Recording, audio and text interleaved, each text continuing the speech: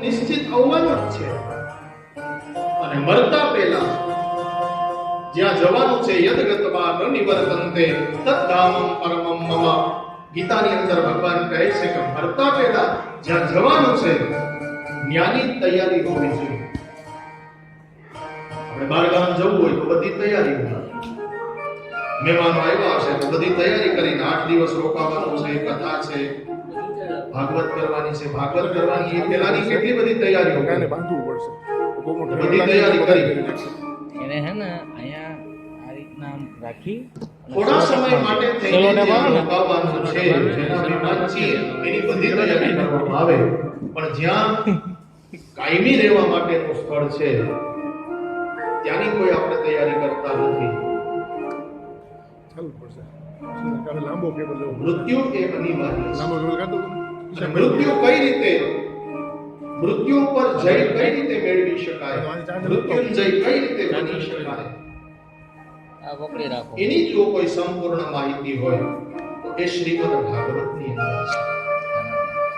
આવો ભાગવતની અંદર પ્રવેશ કરતા પહેલા ભગવાનના ત્રિગુણાત્મક સ્વરૂપ, ભગવાન નિર્ગુણ નિરાકાર બ્રહ્મ છે, જેનો કોઈ આકાર નથી, જે માત્ર સત્ય સ્વરૂપ છે, એવા પરમાત્માને આપણે વંદન કરીએ. સચ્ચિદાનંદ રૂપમ વિશ્વોત્પત્યાદિ હેતવે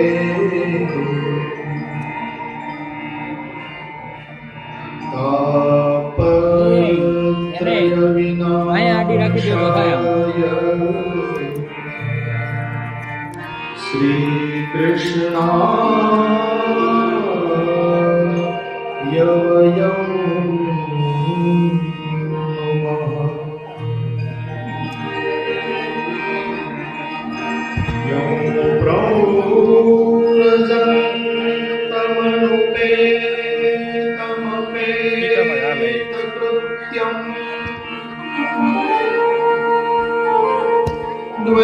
દ્વૈપાયનો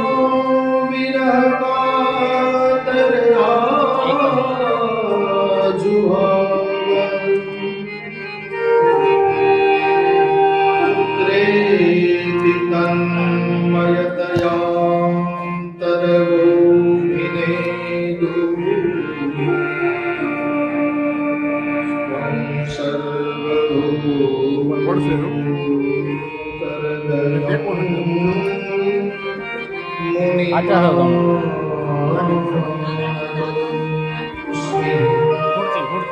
જબલું લઈને મને નાખી દે. સચ્ચિદાનંદ સ્વરૂપ પરમાત્માને નમસ્કાર કર્યા. ભગવાન સચ્ચિદાનંદ સ્વરૂપ લઈ લો ને. ભગવાનનું મૂળ સ્વરૂપ સચ્ચિદાનંદ છે. પરમાત્માના ચિત્તની અંદર કોઈ પણ પ્રકારનો વિકાર નથી. એટલે પરમાત્મા ગમે તે કર્મ કરે કે પરમાત્માને કર્મનું બંધન લાગતું નથી. જીવ ગમે તે કર્મ કરે, જીવને એ કર્મનું બંધન લાગુ પડે, કારણ કે જીવની આસક્તિ હોય છે. પરમાત્માને કર્મનું બંધન લાગતું નથી. એટલે ભગવાન સચ્ચિદાનંદ છે. ભગવાનનું સામર્થ્ય કેવું છે? વિશ્વોત્પત્યાદિ ભગવાન વિશ્વની ઉત્પત્તિ, સ્થિતિ અને લયનું કારણ છે. ભગવાનનો સ્વભાવ કેવો છે કે ભગવાનના ચરણની અંદર જીવ જાય, ભગવાન નો બને, ભગવાન પાસે જાય, ભગવાનની સન્મુખ જાય. તાપત્રય વિનાશાય ત્રણેય પ્રકારના તાપ, આદિ, વ્યાધિ અને ઉપાધિ, આદિદૈવિક, આદિભૌતિક અને આધ્યાત્મિક, આ ત્રણેય પ્રકારના તાપનો નાશ કરનારા છે ભગવાન. અને અંતે શ્રી કૃષ્ણાય વયં ભગવાન વેદવ્યાસજી આપણા બધા વતી ભગવાનને નમસ્કાર કર્યા. આપણા સર્વ વતી ભગવાનને નમસ્કાર કર્યા. એટલે છેલ્લે નુમઃ શબ્દ છે. અમે કંકોત્રીમાં લખી દઈએ ને, યજમાનને કહો, યજમાન કદાચ ન ફેરવે તો કંકોત્રી વાળા ફેરવી નાખે કે મહારાજને ખબર નહીં પડી હોય, આ નુમઃ ન હોય, નમઃ હોય. એક વ્યક્તિ તો વ્યાકરણ ભણેલા હોય તો ખબર પડે. બહુ જટિલ વિષય છે. પાણીની અષ્ટાધ્યાય લખી છે. નત્વાં સરસ્વતીમ દેવીમ શુદ્ધાં પુણ્યાં કરોમ્યહં પાણિનીય પ્રવેશાય લઘુ સિદ્ધાંત કૌમુદી. અષ્ટાધ્યાય કૌમુદીની રચના કરી, લઘુ સિદ્ધાંત કૌમુદીની રચના કરી. એમાં સૌથી પહેલા સરસ્વતીની વંદના કરી છે. પાણીની વ્યાકરણ શાસ્ત્રના બહુ મોટા આચાર્ય છે. આપણે કદાચ નામ સાંભળ્યું છે અને કઈ ખબર ન પડતી. કાત્યાયન અને પાણીની, જેના ઘરે માં ભગવતી કાત્યાયની તરીકે પ્રગટ થયા, એ કાત્યાયન ઋષિ એ વિદ્વાન હતા અને પાણીની એમની સાથે સહપાઠી, સાથે ભણતા, પણ કઈ ખબર ન પડે કે કાત્યાયને એમને કહ્યું કે તમે મહાદેવની ઉપાસના કરો.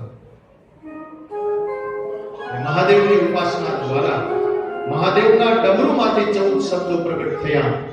નનાદ ધટકા નવ પંચવાર, 9 અને 5 14 વાર શિવજીએ ડમરૂ વગાડ્યું અને એમાંથી જે નાદ નીકળ્યો એ વ્યાકરણ સ્વરૂપે પાણીની અષ્ટાધ્યાયમાં ક્રમબદ્ધ કર્યો. એનું પહેલું સૂત્ર છે વૃદ્ધિરાદેશ.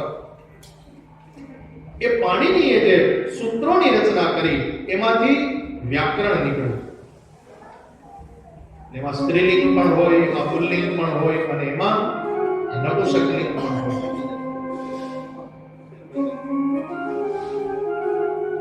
રામો હરિ કરી ભદ્રત ભાનુ કરતા ચંદ્રમા તસ્થિમાન ભગવાનાત્મા દસે તે પુંસિનાયકા. આ 10 પુલ્લિંગ છે, 10 સ્ત્રીલિંગ છે અને 10 નપુંસકલિંગ છે. તો બધાવતી નમસ્કાર કર્યા એટલે નુમઃ એમ કહ્યું. જો એક નમસ્કાર કરે તો નમઃ શબ્દ થાય. એટલે નુમઃ છે, નમઃ નથી. વ્યાસજીએ બધાવતી નમસ્કાર કર્યા કારણ કે વ્યાસજીને ખબર હતી કે કોઈ કદાચ નમસ્કાર કરે, અત્યારે લોકો દિવાળીના દિવસે અથવા બેસતા વર્ષના દિવસે પગે લાગવું હોય તો કોઈ તકલીફ પડે. હવે આ તમે ઓર્થોડોક્સ છો બધા, આ તમે શું નવું ચાલુ કર્યું? હવે પગે લાગીએ તો જ કે આશીર્વાદ મળે. હવે ભાઈ પગે જ લાગે છે, પછી એના છોકરા એને લગાડે. જે બાપ પોતાના માતા પિતાને પગે લાગતો નથી એના છોકરા એને પગે લગાડે. આ સૃષ્ટિનો નિયમ છે. જે પિતા પોતાના માતા પિતાને પગે લાગતો નથી એના છોકરા એને પગે લગાડે. આપણામાં કહેવત છે કે જેને કોઈ ન પહોંચે એને પછી પેટ પહોંચે. આગળ કથા છે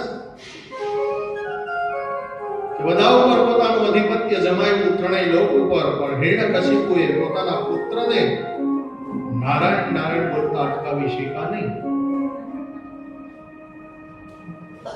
નિયમ છે.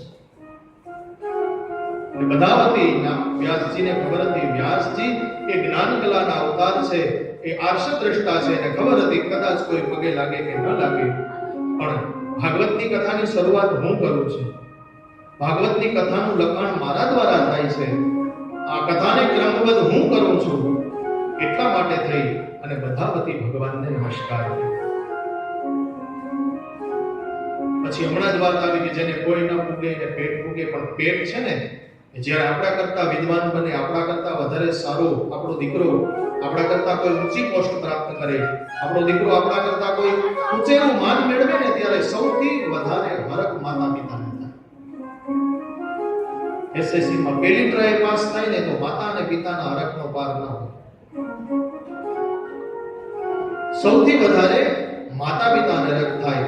એટલે પોતાનો પુત્ર, વ્યાસજીના પુત્ર હતા શુકદેવજી મહારાજ, એ જ્યારે વધારે પડતા સક્ષમ થયા અને વધારે પડતા જ્યારે જ્ઞાનવાન થયા અને પરિવાર જગાચાર્ય બન્યા, પોતાના માતાના ગર્ભની અંદર જ્યારે 16 વર્ષ પર્યંત રહ્યા અને પછી જ્યારે પ્રગટ થયા અને પછી જ્યારે ધરતી ઉપર નાળ ખંભે મૂકીને ચાલતા થયા ત્યારે વ્યાસજીમાં મોહ ઉત્પન્ન થયો. એટલે અહીંયા ભાગવત ની અંદર લખેલું છે કે વ્યાસજી એમની પણ વંદના કરી કે લખી કથા મેં આબદ્ધ કરી, ક્રમબદ્ધ કરી. આ કથાના તત્વને હું સમજી શક્યો પણ મારા જીવનની અંદર હું ઉતારી ન શક્યો. એ તારા જીવનની અંદર તે ઉતાર્યો. એટલે સુખદેવજીની વંદના છે. યમ પ્રવ્રજંતમનુપે તમપે તકૃત્યમ દ્વૈપાયનો વિરહકાય તરાજુહાય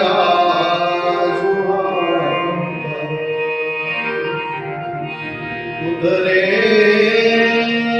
તન્મયતયા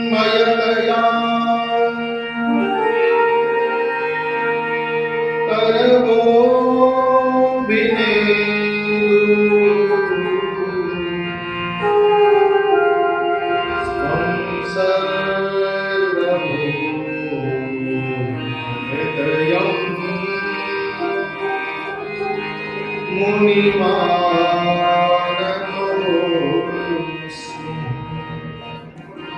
મુનિઓના ગુરુ એવા વ્યાસજીએ સુખદેવજીની વંદના કરી. કારણ કે વ્યાસજી પાછળ પાછળ જાય છે.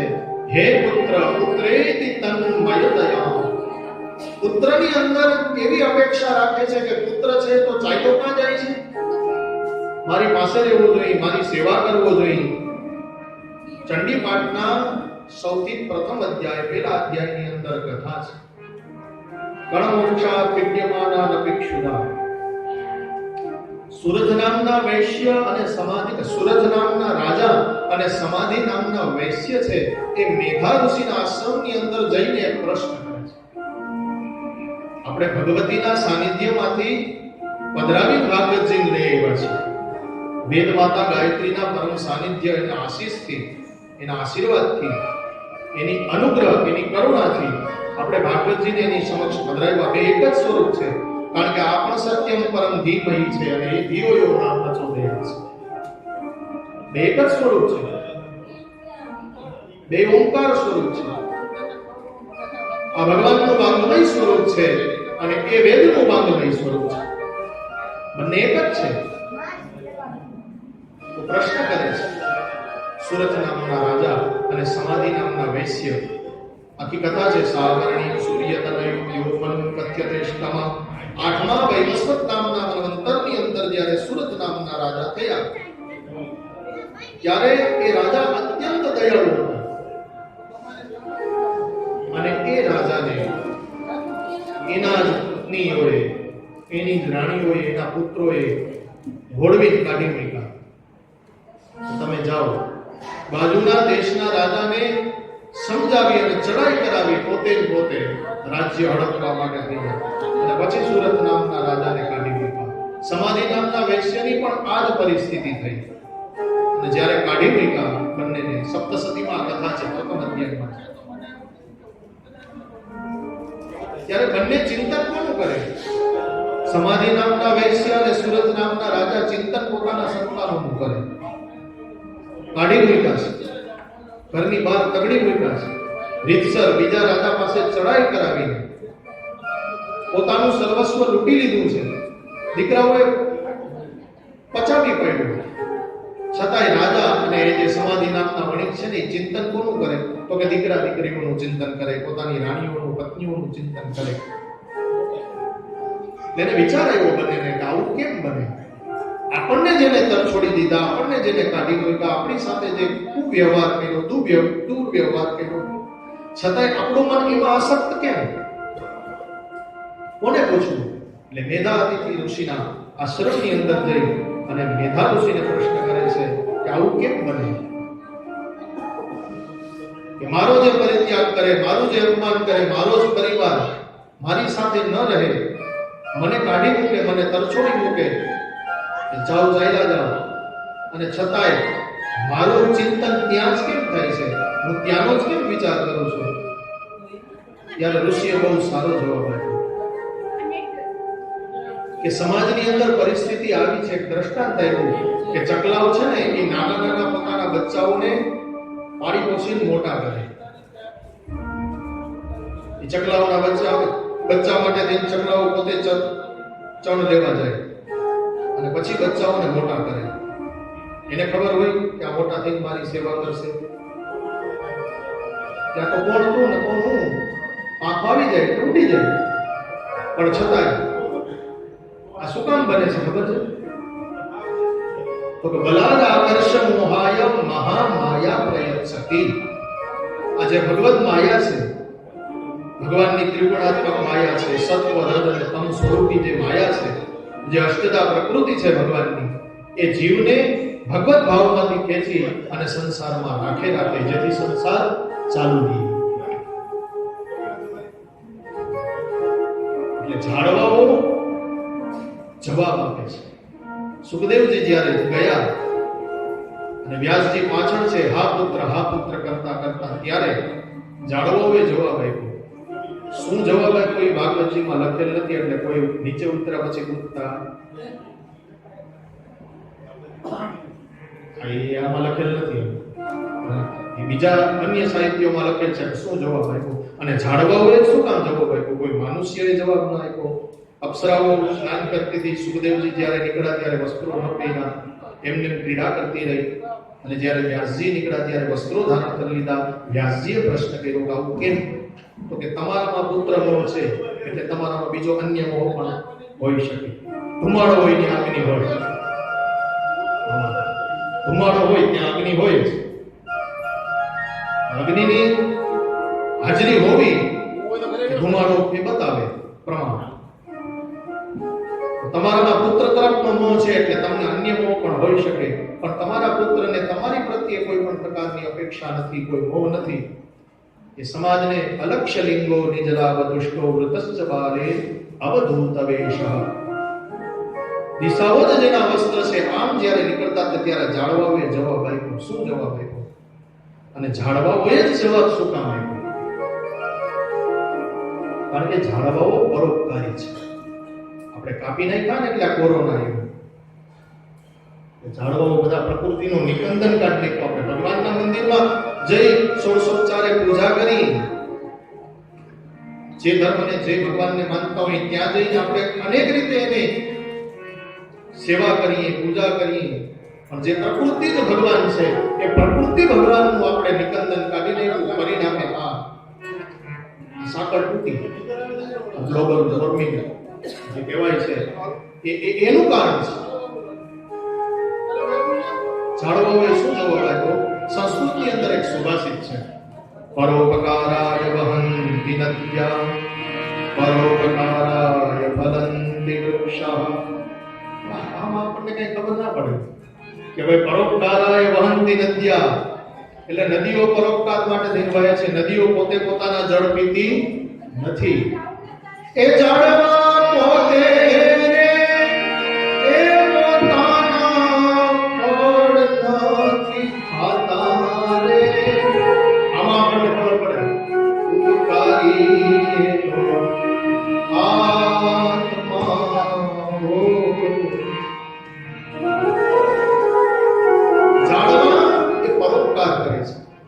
પોતે તપે, પોતે વધે, કાળ સહન કરે, ગરમી સહન કરે, વરસાદને સહન કરે, અને એના જે ફળ ફૂલ છાંયો છે ને એ કોને આપે? તો કે માનવ આપે. નાના હતા ત્યારે આપણે ઓલી, હવે તો બધી સિસ્ટમ કરી ગઈ, એટલે ઓલી હલણ ગાડી આવતી એ લાકડાની હતી. હવે જાય ને તો ચિતામાં લાકડું જ આવે. હવે તો ઇલેક્ટ્રિક થઈ ગયું.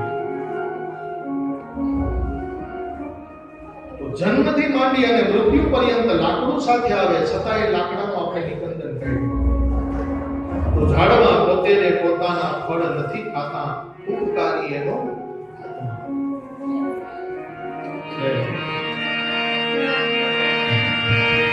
એ ઝાડમાં પોતે એ પોતાના ફળ નથી ખાતા રે, ઉપકારી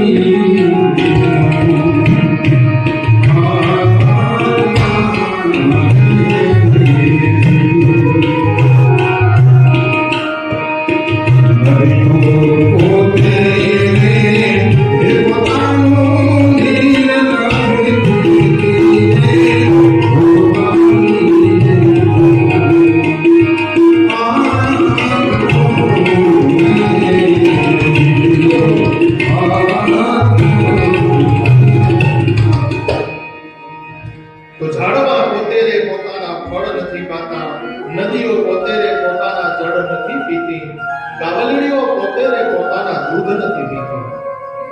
તો પરોપકારાય વહંતિ નદ્યા, પરોપકારાય ફલંતિ વૃક્ષા, પરોપકારાય દુગ્ધંતિ ગાવઃ. એ ઉપનિષદના જે સૂત્રો છે એને સીધી સાદી સરળ ભાષામાં કવિઓએ લખ્યા છે. માણસને સમજમાં આવે રીતે સામાન્યથી સામાન્ય મનુષ્ય સમજી જાય એટલા માટે થઈને કીધું કે ઝાડવા છે એ ઝાડવાએ જવાબ આપ્યો કે અમે પરોપકાર કરીએ છીએ, અમે બધું સહન કરીએ છીએ, છતાં મનુષ્ય અમને કાપી નાખે તો એ મનુષ્યને રસોઈ બનાવવામાં ઉપયોગમાં આવીએ, કા છેલ્લે એને બાળવામાં ઉપયોગમાં આવીએ. તો તમે તમારા પુત્રના મોહમાં તમે જીવો છો. તમે આવું સુંદર મજાનું ભાગવતનું લખાણ કર્યું, એને ક્રમબદ્ધ કર્યું, એ ભાગવત તમે તમારા પુત્રને આપો. આ જવાબ આપ્યો કે અધિકારી છે, અને અધિકાર જ્યાં સુધી ન હોય ત્યાં સુધી ભાગવતમાં અધિકાર લીલા પણ છે. જીવ અધિકારી હોવો જોઈએ. ભાગવત કોની આગળ ગાવું? આપણામાં કહેવત છે મહિષી આગળ, એટલે કે ભેંસ આગળ ભાગવત કરાય નહીં. એક અહીંયા સૂચના આપ્યું છે, એ સૂચના ખરેખર અહીંથી ન બોલવી જોઈએ, પણ ચપ્પલ બધા બહાર ઉતારી આવશે એટલી આપણને ખબર.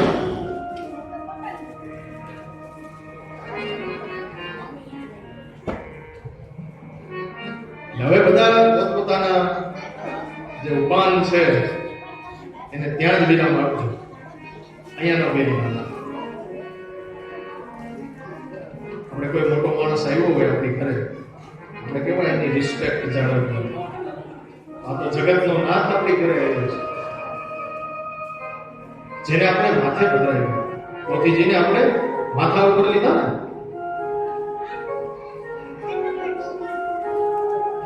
આપણે ઘણી વખત કુંભ છે, ગમે એટલું મોટું મકાન બનાવ્યું હોય આપણે, તો કુંભ માથા ઉપર જ્યાં સુધી પધરાવી ત્યાં કુંભ ન પધરાવીએ ત્યાં સુધી આપણે રહેવા જઈ શકીએ નહીં. વરરાજો ગમે એવો તૈયાર થઈને આવ્યો હોય, સારો મજાનો સજી ધજીને તૈયાર થઈને આવ્યો હોય, પણ જ્યાં સુધી એનું સામયિક ન થાય ત્યાં સુધી એને મંડપ પ્રવેશની છૂટ નથી. મટુકી માથે રાખીને આપણે એને મંડપ પ્રવેશ કરાવીએ. એમ ભાગવતજીને આપણે માથે ધારણ કર્યા, પણ જો એ માથે જ માથે રહીએ તો પોથી મહિલા રીંગણા જેવું થાય.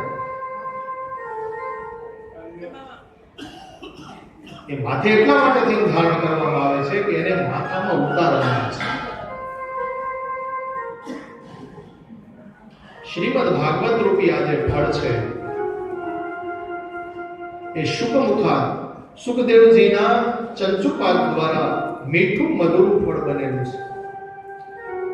આ વેદનો સાર છે. નિગમ કલ્પતરોર ગલિતમ ફલમ.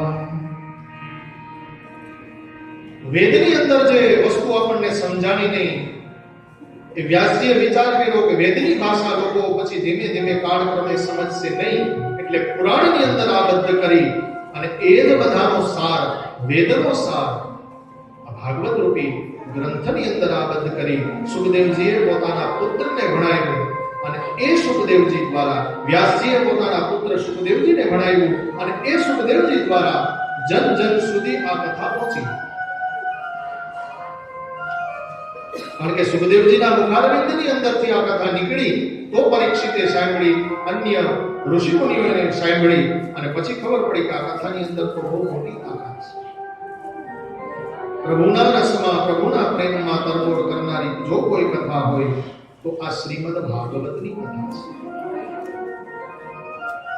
કથાને ઉલટાવી નાખો તો થાક થાય.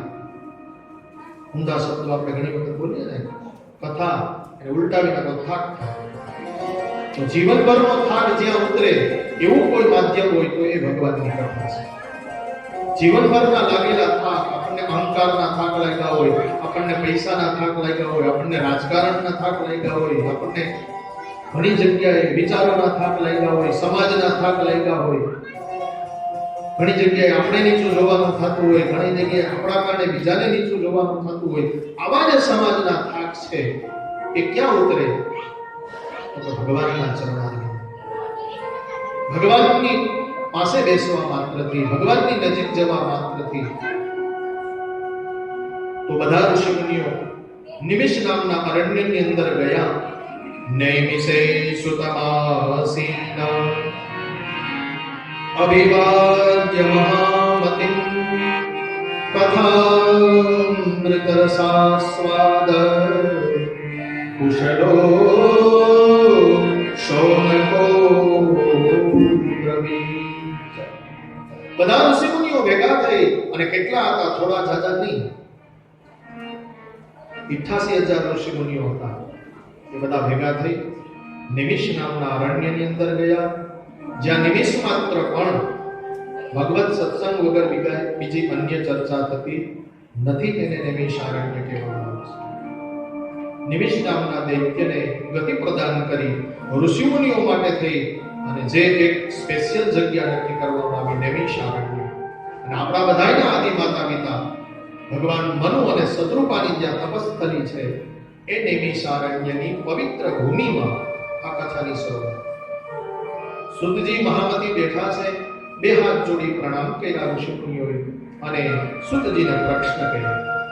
ભક્તિ જ્ઞાન વિરાગાપ્તો વિવેકો વર્ધતે મહાન માયા મોહ નિનાશશ્ચ વૈષ્ણવે પ્રિયતે કથમ.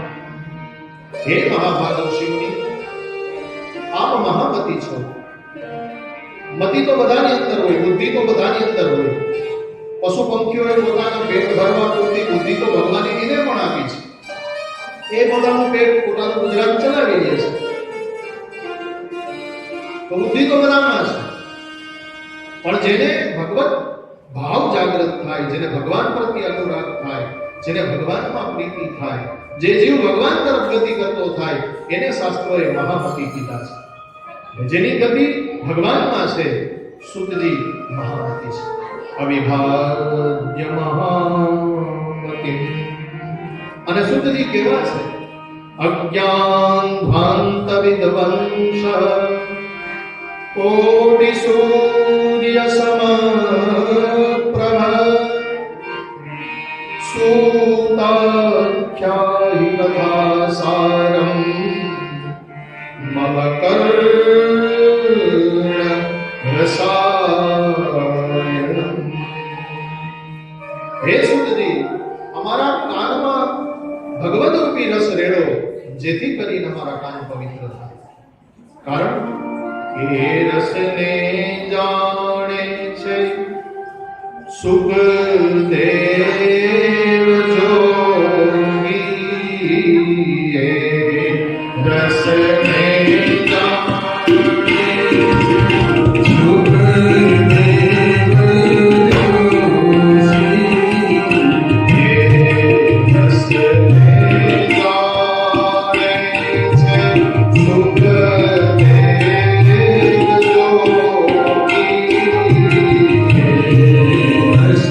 Hare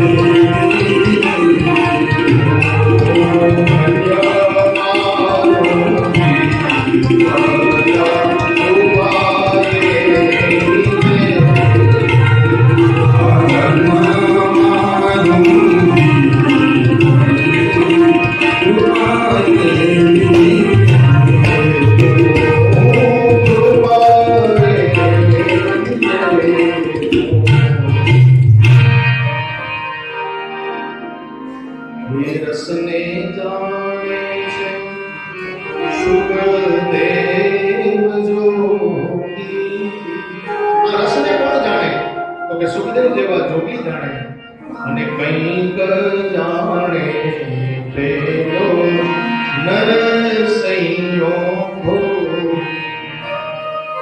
નરસિંહ મહેતા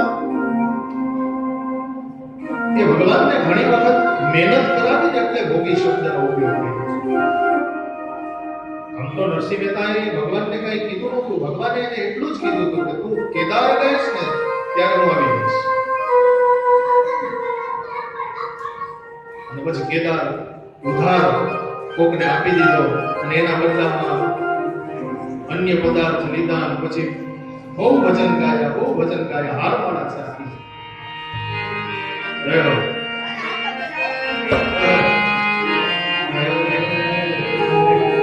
પ્રગટો હૈ નાગ કેદાર.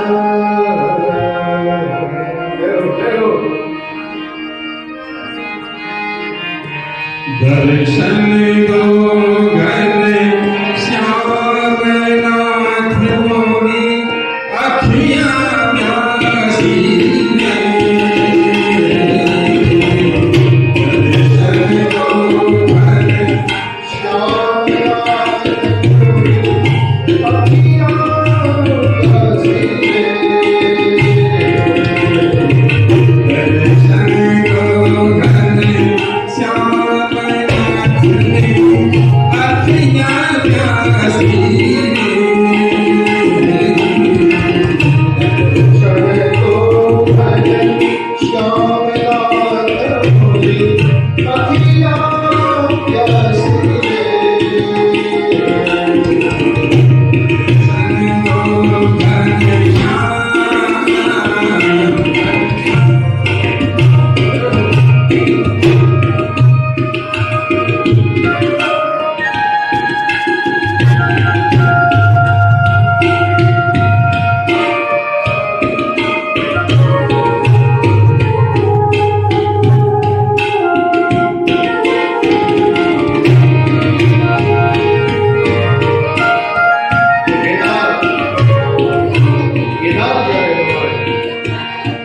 માર ગયામાં જગનું ખોમે.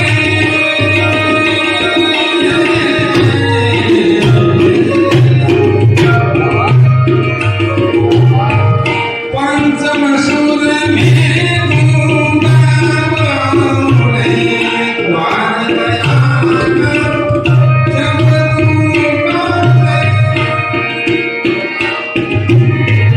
પંચમ સુર